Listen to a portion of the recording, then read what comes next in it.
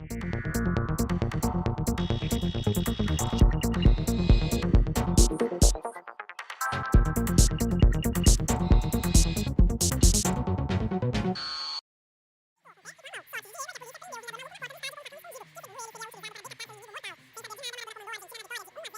disputa da escola com as mídias é uma disputa injusta, né? Então, do 1 vai para o 2, para o 3, até o 6, e o 6 recomeça no número 1. A escola que está aí é a escola do século XIX, né? A rigor é a mesma escola, né?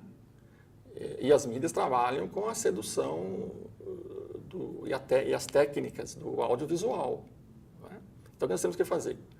Transformar as mídias em aliados, né?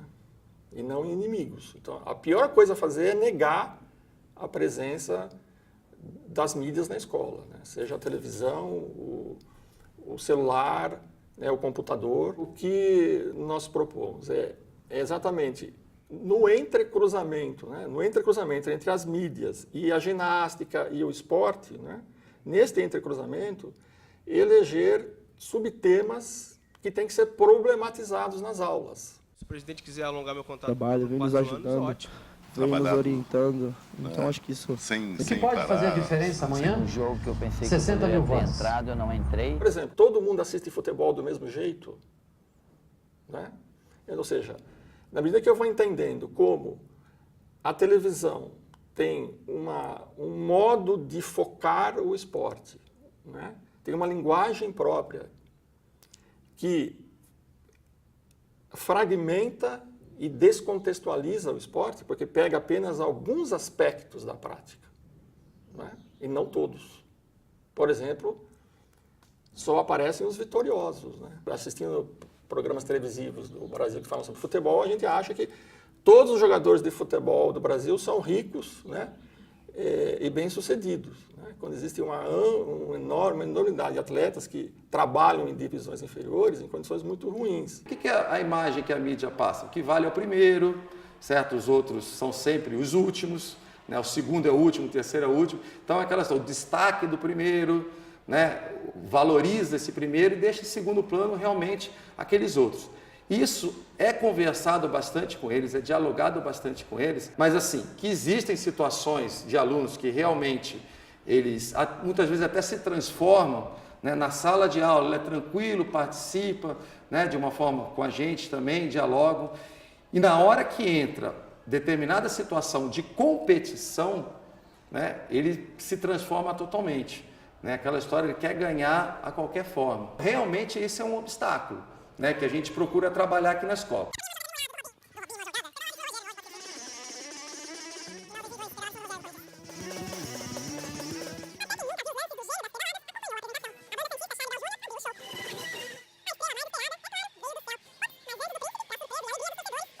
Quando a gente vê lá um determinado jogador de futebol com uma determinada marca de camisa, né, a impressão e a figura que isso traz é que se eu utilizar aquela marca, eu me sinto no lugar daquele craque, daquela pessoa.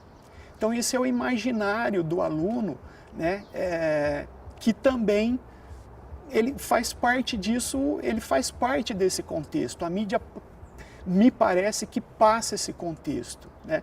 E quem é que não quer se sentir, por exemplo, um Ronaldo, um Ronaldinho, um Neymar? Por que é que o Neymar lançou a moda, por exemplo, do cabelo moicano?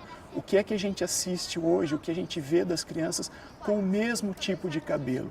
É se sentir craque ou nas mesmas condições, nas mesmas situações do Neymar. Quando o aluno assiste a TV e ele vê o jogo de futebol, o jogo de basquete acontecendo lá, né, assim, por pessoas que são profissionais, que vivem daquilo, que têm aquilo como profissão, e a mídia divulga isso amplamente, que é o papel da mídia, né, o aluno acredita que quando ele vem para a escola, aquele esporte que ele vê na televisão também é o mesmo que ele vai praticar na educação física. Se o professor não tiver cuidado com essa leitura, ele, professor, também transfere para a escola esse esporte institucionalizado que a mídia tanto divulga.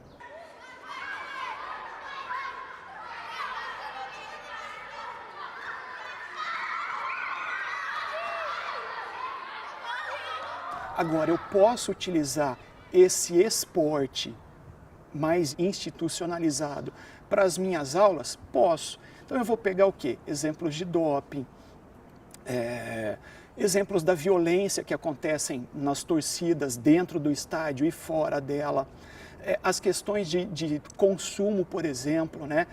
O jogador de futebol hoje que muitas vezes tem pouco período de estudo, mas atinge um sucesso muito grande e mostra, né, os carros caríssimos que eles possuem, né? E o aluno muitas vezes acredita que se ele deixar de estudar e for ser um jogador de futebol, ele também vai ter acesso a esse patrimônio financeiro, né? E isso a gente sabe que não é verdade. A mesma coisa valia para a ginástica. Quer dizer, eu só vou entender que como aqueles discursos que prometem barriga tanquinho com 5 minutos de ginástica por dia, né? Perca 10 quilos em um mês. Né? Eu só vou conseguir desmistificar isso se eu tiver os critérios, né, que do ponto de vista fisiológico, por exemplo, determinam a perda de caloria. Quanto exercício eu preciso fazer, quanto eu preciso caminhar, correr ou jogar bola para gastar as calorias que estão, por exemplo, na merenda escolar que eu comi hoje. Então, se o professor possibilitar isso aos alunos, isso promove uma avaliação com critério. São questões para serem, sim, trazidas para dentro da escola, para serem trabalhadas com o aluno, para que ele faça uma leitura crítica, né, no final do seu período de escolarização, quando ele deixar a escola, como é que ele vai ver o esporte? De que esporte nós estamos falando? Né? Ele pode vir a ser um atleta? Pode. Mas se ele não for atleta, ele pode ser alguém que vai consumir esporte. Se ele vai consumir esporte, de que maneira ele vai consumir esse esporte?